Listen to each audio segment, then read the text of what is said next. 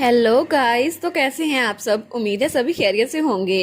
कैसा हो कि अगर एक अमीर ड्यूक की बेटी की शादी एक गरीब से लड़के से हो जाए तो तब वो कैसे गुजारा कर पाएगी। चले जानते हैं। तो आज मैं जो स्टोरी स्टार्ट करने वाली हूँ उसका नाम है क्रैश ऑन पैराडाइज।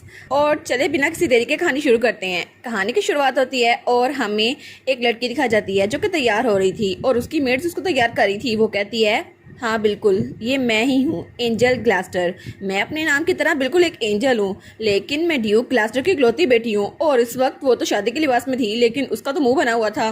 वो सोचती है क्योंकि ये शादी ये मेरी मर्जी से नहीं हो रही और मैं पूरी रात रोती रही हूँ, लेकिन मुझे इस तरह शादी नहीं करनी इस तरह दिखते हुए।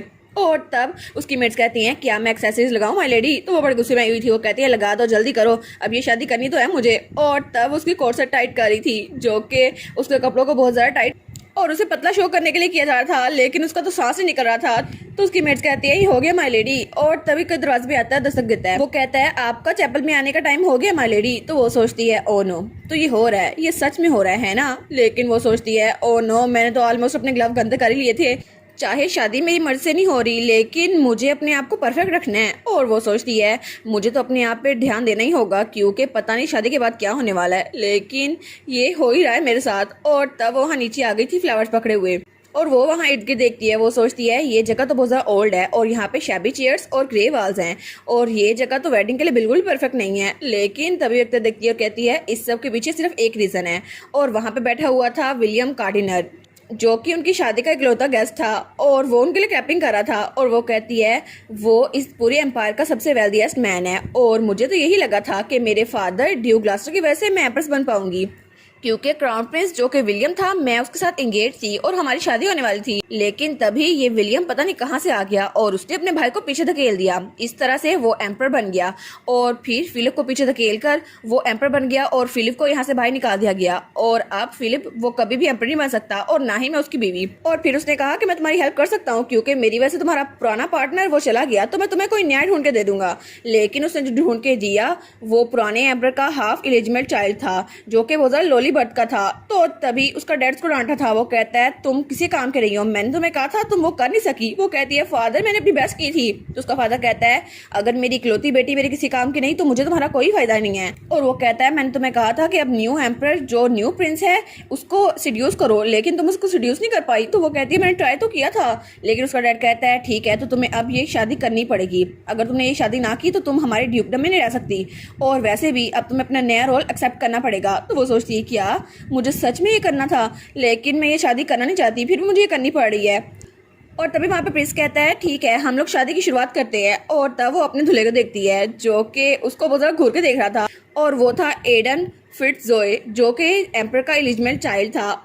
और तब प्रिंस कहता है, ठीक है, इनिशियल कांग्रेचुलेशन स्पीच हो गई है तो हम लोग रिंग्स एक्सचेंज करते हैं। तो तब एडन घूर के क्राउन प्रिंस की तरफ देखता है। तो वो कहता है, क्या हुआ एडन, मेरी तरफ क्यों देख रहे हो? तो वो कहता है, रिंग कहाँ है? तुमने ये शादी अरेंज की है ना, तो रिंग की जिम्मेदारी भी तुम पे होनी थी। वो कहता है, ओ नो, मैं तो भूल ही गया, मैं तो तुम्हारे लिए जगह देख रहा था और प्रिंस ढूंढ रहा था, तो मुझे लगा तुम या ड्यूक ग्लास्टर रिंग प्रिपेयर कर दोगे। तो वो कहता है, क्या?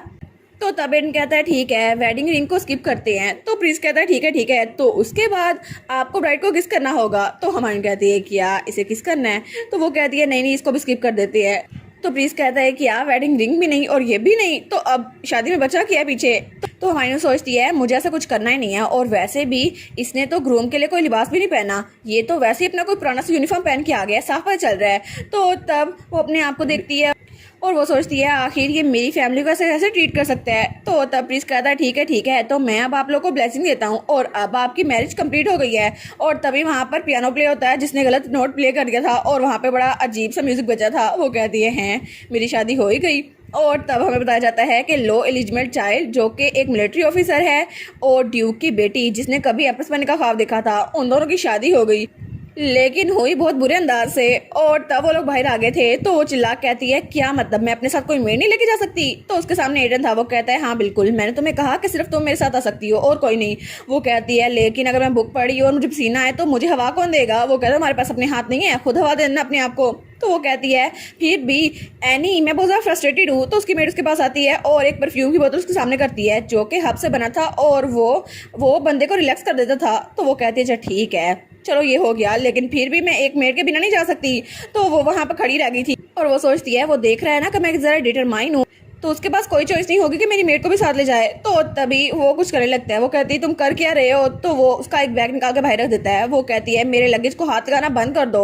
वो कहता है जब भी तुम हमारे डिपार्चर को थोड़ा डिले करोगी तो तुम्हारा एक बैग कम हो जाएगा। वो कहती है लेकिन इस बैग में तो परफ्यूम्स रखे हुए हैं। और तब उस बैग को पकड़ लेती है। वो कहती है नहीं नहीं, तुम इससे जाने छुड़वा सकते और तुम तो एक डीमन हो जो हेल से आया है। वो कहता है अच्छा, तुम चाहे जो कुछ मर्जी करो, लेकिन मैंने कोशिश की है और तुम्हारे लिए मैं बस इतनी सी जगह निकाल सकता हूँ। तो वो कहती है मेरे लगेज को हाथ न लगाना, तुम तो बहुत ज़्यादा चीप हस्बैंड हो। और वो चिल्ला कहती है, लेकिन तभी वो सोचती है ओ नो, मैंने कुछ ज़्यादा ही बोल दिया।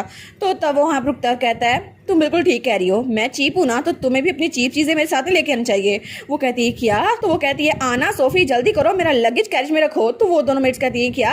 और दोनों हिलती नहीं है। वो सोचती है क्या ये दोनों मुझे इग्नोर कर रही हैं क्योंकि ये अब मुझे सर्व नहीं करने वाली।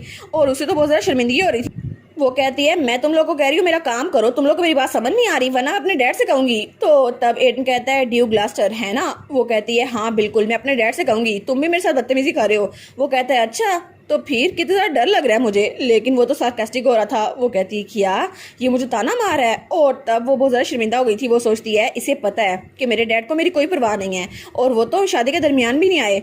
और अब डैड का गुस्सा वो तो फाइनली सेटल हो ही जाएगा क्योंकि मैं इसके साथ जा रही हूँ, लेकिन फिर भी आई एम श्योर कभी ना कभी तो मेरी हेल्प करेंगे ना। तो तब एडन वो सामान रख रहा था। वो कहती है ठीक है, मैं मेड के बगैर चली जाऊंगी, लेकिन मेरा सामान इसको टच ना करो। तो फिर वो कहती है एनी सोफी। तो उसकी मेट्स कहती है जी। तो हमारी कहती है मैं ज़रा हेल्प करो, और उसके दोनों मेट्स को कैरेज में चढ़ने में हेल्प कर रही थी। तो हमारा एडन कहता है ये कर क्या रही है? तो हमारी सोचती है मैं तो इस हालत में भाग भी नहीं सकती, ये ड्रेस कितना ज़रा भारी है, उस पर से कोट सेट है और इतना ज़रा टाइट बांधा हुआ है। तो उसकी मेट कहती है माई लेडी प्लीज़ आराम से आइएगा। तो उसको देखती है और वो सोचती है इसने मुझे आराम से कॉन्ग्रेचुलेशन कह दिया, हालांकि ये मेरी नई लाइफ की शुरुआत है फिर भी। और वो सोचती है पता नहीं आगे क्या होने वाला है, मुझसे तो इंतजार नहीं हो रहा, पता नहीं वो घर कैसा होगा, जैसा भी होगा मुझे नहीं लगता मैं वहाँ पे रह सकती हूँ। और आई होप कि मैं जल्दी से अपने घर वापस आ सकूँ ताकि मुझे कोई टेंशन ना हो। लेकिन जब वो वहाँ पर पहुंची थी तो वो घर उसके हिसाब से तो बहुत ज़्यादा छोटा था। वो कहती है ये वही घर है ना जहाँ पे सर्वेंट्स रहते हैं ना? वो कहता नहीं नहीं, ये तो वो घर है जहाँ मैं रहता हूँ। वो कहती है क्या? तो वो कहता है ऑफ कोर्स, और ये वही घर है जहाँ पे तुम रहा करोगी, ठीक है? तो वो कहती है मैं इस जगह पे रहूंगी, तुम्हारा कहने का मतलब है कि यहाँ पे कोई सर्वेंट्स नहीं है तो सारा काम हमें खुद करना पड़ेगा। तो तभी उसके हाथ से बैग नीचे गिर जाता है। वो कहती है ओ माय गॉड, ये मेरे साथ नहीं हो सकता, ये छोटा सा घर, मैं इस जगह पे रहूंगी इस छोटे से घर में। तो हमारी हिरण सोचती है मेरा ड्यूकल मैंशन वो तो इतना सारा बड़ा था, वहाँ पे तो बहुत सारे लोग रह सकते हैं और मेरी पर्सनल मेड्स, अब मेरे पास कुछ भी नहीं है तो मुझे इस जगह पर उनके बगैर रहना पड़ेगा, लेकिन मैं कैसे रह पाऊंगी? तो वो चिल्ला कहती है ये मैरिज पूरा स्कैम था, आखिर तुम ऐसे घर में कैसे रह सकते हो और मुझे यहाँ पे क्यों रख सकते हो? तो एडन कहता है अगर तुम्हें इतना ही मसला हो रहा है तो तुम ऐसा करो, तुम गोदाम में रह लेना। तो वो कहती है क्या? तो वो सोचता है सच में फिलिप की फियांसे तो सच में उसको सूट करती है, ये तो बिल्कुल उस जैसी है, वो भी बिल्कुल नकचड़ा था और ये भी बिल्कुल नकचड़ी है, दोनों एक दूसरे को सूट करते थे अगर उनकी शादी हो रहती तो। तब वो आगे जाते हुए कहता है वेल मैं तुम्हें बता दूं, मेरा पर्सनल मोटो ये है कि अपनी हेल्प खुद करो। वो कहती है क्या? और वो उसके पीछे आ रही थी। वो कहती है मेरी बात तो सुन लो, लेकिन वो अंदर जा ही जा रहा था। वो कहती है एक मिनट मेरी बात तो सुनो, मैं आखिर इस ड्रेस में चल कर सकती हूँ, ये तो बहुत ज़्यादा मुश्किल है। लेकिन तभी वो दरवाज़ा बंद करके चल जाता है। तो हमारी कहती है क्या इसने मेरी बातें सुनी? मुझे यकीन नहीं होता कि अभी अंधेरा होने वाला है और ये मुझे बाहर छोड़ के चला गया, अब मैं अंदर कैसे जाऊँ? तो तभी वो दरवाजे के पास आती है, कहती है सर एडन आखिर आप मेरे साथ ऐसा कैसे कर सकते हैं, मैं बाहर कैसे रह सकती हूँ, और वैसे भी गोदाम में कोई जगह नहीं है। तो वो अंदर से आवाज़ देता है गोदाम में बड़ी जगह है, आप पूरी आ जाएगी। तो वो कहती है क्या बकवास करना बंद करो और जल्दी आओ, मेरे पास दरवाज़ा खोलो। तो वो सीढ़ी से ऊपर जा रहा था। तो तभी हमारी अन सोचती है मैं जब भी किसी पार्टी में जाती तो हर कोई मेरी तारीफ करता था कि मैं किस जरा खूबसूरत हूँ, लेकिन आखिर ये बंदा ये मेरे साथ ऐसी हरकतें क्यों कर रहा है, ये इतना जरा गुस्सा क्यों हो रहा है मुझ पे? तो वो चिल्ला कहती है मैंने कहा दरवाज़ा खोलो, अगर तुमने दरवाज़ा ना खोला तो मैं। लेकिन तभी वो उसका दरवाज़ा खोल देता है। तो वो धड़ाम से अंदर आने लगती है, लेकिन वो उसको पकड़ लेता है। वो कहती है बस कर दो, आखिर मैं गोदाम में कैसे रह सकती हूँ? वो कहता है जंगल भी सही ऑप्शन रहेगा तुम्हारे लिए, वैसे भी ये वही वक्त है जब बेयर हाइबरनेशन से जाग जाते हैं, तो मेरे ख्याल से तुम्हें उनसे दोस्ती कर लेनी चाहिए। और वो तो बड़ा डरावना लग रहा था। तो हमारी सोचती है कि इतना स्केरी लग रहा है। तो वो कहता है वैसे भी मुझे लगता है कि आपको यहाँ पे रहना चाहिए ताकि आपको थोड़ी तमीज़ आ जाए, वैसे भी ये सब कुछ करके तो मैं हेल में जाने ही वाला हूँ। तो आप सिर्फ फैक्ट सेट कर रही हैं। तो वो सोचती है कि तो वो बिल्कुल चुप हो जाती है। वो कहता है आपका रूम उस तरफ है तो मुझे फॉलो कीजिए। वो सोचती है कितना ज़्यादा स्केरी है ना ये, आई गैस कि मैं इस घर में रह ही सकती हूँ, जंगल में रहते तो अच्छा ही है ना। लेकिन तभी वो वहाँ से अंदर आने लगती है। वो सोचती है मुझे बस अपने कमरे में जाना है। तो तभी एडन कहता है क्या हुआ, तुम अंदर क्यों नहीं आ रही। तो जब वो देखता है तो उसकी ड्रेस दरवाजे के अंदर फंस गई थी, उससे तो अंदर आया नहीं जा रहा था। तो वो कहता है क्या, तो हमारी कहती है मुझे हेल्प करो ना, तुम्हारा दरवाजा इतना छोटा क्यों है। वो सोचता है ये तो बिल्कुल एक बारहसिंगा की तरह लग रहा है जिसके सिंग दरख्त की टहनियों में फंस गए हों। वो कहता है ओ नो, और उसको तो हंसी आ रही थी। वो सोचता है मैंने कभी एक्सपेक्ट नहीं किया था कि किसी का ऐसा ड्रेस होगा और वो यहाँ पर आएगा। वो कहती है बस कर दो मुझे देखना और जल्दी आओ मेरी हेल्प करो। वो कहता है अच्छा तो आप अपनी हेल्प खुद क्यों नहीं करती। तो वो सोचती है डैम, ये हाउस, ये आर्किटेक्ट और ये एडन, मुझे इसके साथ रहना पड़ेगा। तो एडन कहता है वैसे अच्छा होता कि आप इसको उतार के आ जाती, वैसे भी ये कोट सेट बहुत ज़्यादा भारी है ना, तो आपसे इससे चला नहीं जाएगा। तो वो कहती है तुम कहना क्या चाहते हो कि मैं दरवाजे के बाहर ही कपड़े बदल लूं, मैं ऐसा कैसे कर सकती हूँ। वो कहता है ठीक है मैं हेल्प करता हूँ आपकी। तो वो उसका हाथ पकड़ता है। वो कहती है आराम से खींचना। लेकिन जैसे वो उसको खींचता है तो हमारी हीरोइन वो अंदर आने लगती है और धड़ाम से रोल होकर जमीन पे जा गिरती है। तो वो कहते हैं कि और उसे याद आता है जब उसका ग्रैंडपा उसके लिए पुडिंग बनाया करता था। वो कहता है मुझे तो पुरानी बातें याद आ गई, मेरा ग्रैंडपा ऐसी पुडिंग बनाया करता था और पुडिंग ऐसे गिरती थी। तो वो कहता है मुझे लगता है कि आपको ऐसा ड्रेस नहीं पहनना चाहिए। वो कहती है बस कर दो, मैं जो मर्जी पहनूं तुम्हें क्या।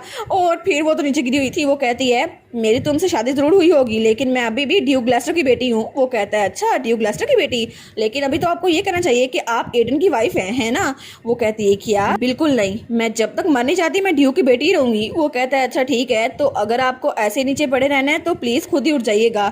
वो कहती है मेरी हेल्प तो करो। तो वो इसको इग्नोर करके वहां जाने लगता है। वो कहती है कहाँ जा रहे हो, तो मेरी हेल्प करो। तो वो वहां जा रहा था। तो वो सोचता है कि जरा अनोइंग है ना, आखिर मुसीबत भी खुद ही काम करती है और इसकी हेल्प भी मुझे करनी पड़ती है। आई गैस के मुझे इसे वहीं छोड़ देना चाहिए था। लेकिन तब वो अपने ग्रैंडपा के पोर्ट्रेट के सामने आता है और वो सोचता है मुझे क्या करना चाहिए, क्योंकि मेरा दिल तो कर रहा है कोई एक्सक्यूज ढूंढूं और इसे अपने आप से अलग कर दूं। लेकिन अगर उस क्राउन प्रिंस को पता चल गया जो कि एम्परर बनने वाला है तो वो मुझे छोड़ेगा नहीं और तब तक के लिए मुझे इसे झेलना ही पड़ेगा। ऐसा तो नहीं है कि मैं इसे अपने साथ रखना चाहता हूँ। तो तभी उसे अपने ग्रैंडपा की बात आती है जो कहता है प्लीज एडन, छोटे बच्चों और लेडीज के साथ काइंड रहना। तो वो अपने ग्रैंडपा की तस्वीर के सामने खड़ा था और वो सोचता है लेकिन अगर वो मेरे साथ अनकाइंड हुए तो ग्रैंडपा मैं क्या करूं। लेकिन तभी उसे फिर से आवाज आती है सर एडन मेरी बात सुने, मेरी हेल्प करें। तो तब वो वहाँ नीचे आता है। वो कहता है ठीक है और उसको सीधा खड़ा कर देता है। वो सोचता है ये तो बिल्कुल लाइट सी है, इसमें तो कोई वजन है ही नहीं। तो फिर वो सोचता है मे बी शायद कि ज़रा खाना नहीं खाती हो, चलो अच्छा है मेरे खाने का बिल बच जाएगा। तो वो कहती है थैंक यू, लेकिन वो तो बहुत ज़्यादा शर्मिंदा हो गई थी। तो वो कहती है ठीक है मेरा बेडरूम किस तरफ है। तो एडन कहता है जैसे ही आप ऊपर जाएंगी ना तो लेफ्ट टर्न कीजिएगा और पहला कमरा जो आपको दिखेगा ना वो आपका ही है और वो येलो कलर का दरवाजा है। तो वो कहती है अच्छा, लेकिन वो दिल में सोचती है ये तो बहुत ज्यादा तंजिया बात कर रहा था ऐसे। तो तब वो जर लगती है। तो एडन सोचता है अच्छा इसके ड्रेस की वजह से मुझे लगता है मुझे अब फ्लोर को क्लीन करने की जरूरत नहीं है, सारी सफाई तो इसका ड्रेस ही कर देगा। तो तब एडन कहता है और डिनर के बारे में किया। तो वो कहती है नहीं मुझे उसकी जरूरत नहीं है, मैं बहुत ज़्यादा थक गई हूँ। और तब तक वो अपने कमरे के अंदर चली गई थी। तो हमारा हीरो सोचता है आई होप कि अब वो मुझे और तंग ना करे, मैं तो आराम से बस डिनर खाना चाहता हूँ। लेकिन अभी वो 2 कदम आगे बढ़ता है तो उसे चिल्लाने की आवाज़ आती है। वो कहता है क्या हुआ अब। तो वो कहती है आखिर ये क्या है। तो हमारा हीरो सोचता है क्या अब इसको क्या हो गया, इसको अब कौन सा मसला पड़ गया है। तो तब हमारी हिरण आईने के सामने खड़ी थी। वो सोचती है आखिर ये क्या है, क्या मैं ऐसे दिख रही थी, मुझे ऐसे नहीं दिखना चाहिए था। और वो सोचती है मेरे मेकअप का तो बुरा हाल हो गया है। तो वो चिल्लाते हुए कहती है सर एडन मुझे पानी चाहिए, मुझे अपना चेहरा धोना है। तो वो सोचता है ओ माय गॉड, मैं तो बिल्कुल शॉक हो गया था, पता नहीं इसको क्या हो गया है, लेकिन सीरियसली इसे मुंह धोना था। तो तब उसके सामने थोड़ा सा पानी लाकर रखता है। वो कहता है ये एक बाउल है जैसे आपने रिक्वेस्ट किया था। तो मन कहती है क्या। वो कहता है बाय द वे आपको अपना चेहरा धोने के लिए एक बाउल वेस्ट करने की जरूरत क्या है। वो कहती है मुझे पता है मैं क्या कर रही हूँ, तुम्हें बताने की जरूरत नहीं है। वो कहता है अच्छा ऐसा है, तो मुझे लगा शायद आपको ऐसा लगा होगा जैसे सिटी में पानी आता है ना बिल्कुल यहाँ पे वैसे आएगा, लेकिन ऐसा नहीं होता। आई एम सॉरी मिस्टेक करने के लिए। वो कहती है मैंने एक्सपेक्ट नहीं किया था। लेकिन वो सोचती है मैं तो शर्म से मर जाऊंगी, ये मुझे ताने दिए जा रहा है। और तब वो टवल निकाल के उसको देता है। वो कहता है ये ले। तो वो सोचती है ओ नो, यहाँ पे मुझे हर कोई चीज खुद ही करनी पड़ेगी। तो तब एडन वहां से जाने लगता है। वो कहता है मैं फर्स्ट फ्लोर पे हूँगा, अगर आप किसी चीज की जरूरत हो तो मुझे बता दिएगा। वो कहती है 1 मिनट रुको सही। वो कहता है जी अब क्या हुआ। तो वो फिर कहता है कि आपको किस चीज की जरूरत है। तो हमारी कहती है वेल असल में। तो वो कहता है माय लेडी क्या हुआ। वो कहती है क्लोथ्स, असल में मुझे क्लोथ चेंज करने हैं। और वो कहती है अब मेरे पास मेड्स नहीं है तो मेरे पास हेल्प करने के लिए कोई भी नहीं है और मुझे अपना कोट सेट ढीला करना है जो कि मैं खुद नहीं कर सकती। वो कहते हैं ठीक है तो चले बेडरूम में चलते हैं। वो कहती है क्या अभी। और वो कहती है ठीक है। और हमारी सोचती है एनी सोफी मैं अपनी मेड्स को मिस कर रही हूँ। और तब वो बेडरूम में आ गए थे। तो वो कहता है ठीक है मैं इसको ढीला करने की कोशिश करता हूँ। तो हमारी सोचती है मुझे पता है कि ये कैसे करना है, लेकिन फिर भी ये ड्रेस इतना ज़रा अनकंफर्टेबल क्यों है, और मुझे पता है कि जितना ड्रेस अनकंफर्टेबल होगा उतना ज़रा प्रिटी मैं दिखूंगी। और तब हर कोई एक दूसरे की तारीफें करता है कि ये ड्रेस आप पे बहुत ज़्यादा सूट कर रहा है, लेकिन वो ड्रेस तो उनको मौत तक घूंटे रखता है, इतना ज़्यादा टाइट होता है वो। और तब सबसे फर्स्ट स्टेप ये है कि पहले आपको व्हाइट कोट सेट पहनना है और उसके साथ व्हाइट शमीज, लेकिन फिर आपको कोट सेट को बहुत ज़्यादा पुल करना है और उसकी तनियाँ तो बहुत ज़्यादा टाइट करनी है, और फिर उसके ऊपर क्रीनोलाइन लगानी है ताकि आपकी वेस्ट वो बिल्कुल अच्छी लगे, और उसके ऊपर स्कर्ट या कोई भी नॉर्मल ड्रेस पहन लेता है, और उसके बाद एक्सेसरीज पहननी है और काम खत्म। लेकिन मैंने कभी सोचा नहीं था कि अच्छा आइडिया होगा एक ऐसे आदमी से हेल्प करना जिसे मैं अच्छे से जानती भी नहीं हूँ, और पता नहीं इसको कोई और आइडिया ना हो जाए। तो तब वो कहती है, एक मिनट सर, क्या आप भी मेरे साथ इसी कमरे में रहने वाले हैं? वो कहते हैं नहीं, मैं किसी और कमरे में रहूंगा, तो आपको फिक्र करने की जरूरत नहीं है। वो सोचती है वाह, ये तो अब थोड़ा नाइस साउंड कर रहा है। तो वो सोचती है आखिर इसके साथ मसला क्या है, क्या ये मुझे पसंद नहीं करता या फिर ये मेरे साथ कुछ करना नहीं चाहता। तो तब वो सोचती है मेरी टीचर ने तो कहा था कि मैन वो तो बिल्कुल एक बीज की तरह होता है, लेकिन ये बीज तो मुझे लगता है हर्बीवोर है। वो कहती है हर्बीवोर, ये सच में बहुत ज़्यादा शरीफ है। तो तब उसके साथ देखती है तो वो गुस्से से उसको घूर रहा था। वो सोचती है या फिर ये सच में मुझसे सिर्फ नफरत करता है। वो कहती है ठीक है मुझसे नफरत करते रहो। तो तब वो कहता है काम हो गया, और वो कहता है ठीक है मैं जा रहा हूँ। तो मन कहती है क्या, और तब वहाँ चला भी गया था, उसने पलट के उसको देखा भी नहीं था। वो कहती है सच में इसे मेरे साथ कुछ भी नहीं करना। वो कहती है चलो ठीक है, कम से कम मैं सांस तो ले सकती ना। और तब उसने अपना कोट शर्ट उतार दिया था और वो रिलैक्स होकर लेट गई थी। वो सोचती है मैं तो बहुत ज्यादा थक गई हूँ, लेकिन कल मुझे अपने कपड़े दोबारा चेंज करने हैं, आखिर मैं कैसे करूंगी। वो कहती है ओ नो, मुझे खुद ही करना पड़ेगा, मुझे इस सबसे नफरत है। और फिर वो सोचती है मेरी लाइफ तो बिल्कुल एक फेरी टेल प्रिंसेस की तरह थी, लेकिन कोई प्रिंस आके मुझे रेस्क्यू क्यों नहीं कर लेता, काश कोई मुझे आके रेस्क्यू कर ले। और तब हमें रात का सीन दिखा रहता है, लेकिन तभी एडन की आंख खुलती है। वो कहता है क्या, ये आवाज़ किसकी थी? और तब वो अपना पिस्टल निकालता है। वो कहता है ये आवाज़ तो मुझे उसके कमरे से आ रही थी। तो तभी हमारी चिल्लाते हुए उसके कमरे में आती है। वो कहती है सर। तो तब उसकी तरफ पिस्टल कर देता है। वो कहती है नहीं नहीं मुझे शूट ना करना, मैं हूँ। तो वो कहता है अच्छा अब क्या मसला है, क्या हुआ है? वो कहती है मुझे ना बाहर से बहुत अजीब सी आवाज़ें आ रही थी। वो कहता है अजीब सी आवाज़ें? तो तभी उसको फिर से आवाज़ आती है। वो कहती है हाँ यही, ये पहली बार है जो मैंने ये सुना, और वो उसके करीब हो गई थी। तो वो कहता है ये मुर्गे की आवाज़ है। वो कहती है एक मुर्गा? तो वो कहता है बिल्कुल, जब सूरज तुलू होता है ना तो ये मुर्गा ये बांग देता है, और ये उसी की आवाज़ थी। वो कहती है क्या, और वो तो बहुत शर्मिंदा हो गई थी। वो कहती है मैं यकीन नहीं कर सकती कि ऐसा था। तो वो कहता है मुझे भी यकीन नहीं आ रहा कि आप मुर्गे की वजह से इतना डर गई हैं। तो वो कहती है वेल उसकी आवाज़ बहुत ज़्यादा भारी थी ना, और बहुत ज़्यादा लाउड थी। तो वो कहता है अच्छा ठीक है, अगर आपको वो इतना नापसंद है तो अभी जाए उसकी गर्दन मरोड़ दे, फिर वो चुप हो जाएगा। वो कहती नहीं नहीं मैं आखिर इतने दूर क्यों जाऊंगी। और तब वो कहता है बाय द वे आजकल मौसम बहुत ज़्यादा ठंडा है, तो मुझे लगता है कि आपको अपने घर में ऐसे कपड़े पहन के नहीं घूमना चाहिए, आपको ठंड लग जाएगी। वो कहती है क्या, मेरे कपड़ों के साथ क्या बुराई है? लेकिन जब वो देखती है तो वो सिर्फ कोट और शमीज में थी। वो कहती है क्या, और जल्दी से वहाँ से भाग जाती है। वो कहती है नहीं मैं बस अपने कमरे में जा रही हूँ। तो वो कहते हैं और वो वहीं खड़ा था। वो सोचता है क्या, अभी तो ये मेरे कमरे में घुस आई ऐसे कपड़े पहन के, और फिर मुझे ही कह रही है कि मैं जा रही हूँ। और तब वो स्माइल करता है और कहता है मुझे यकीन नहीं हो रहा, ये कितना फनी है ना, इसको कुछ आता नहीं है लेकिन ऐसे एक्ट करती है जैसे सब कुछ ही आता है इसको। और इसी के साथ ये वाला पार्ट यहीं पर ख़त्म। तो आप लोग बताइएगा आप लोग को ये पार्ट कैसा लगा, और वीडियो को लाइक और चैनल को सब्सक्राइब लाजमी कीजिएगा। बाकी वीडियोस का लिंक भी स्क्रीन पर नज़र आ रहा होगा, तो काइंडली उनको भी चेकआउट कर ले। और thank you so much for watching my videos. Stay safe, bye bye.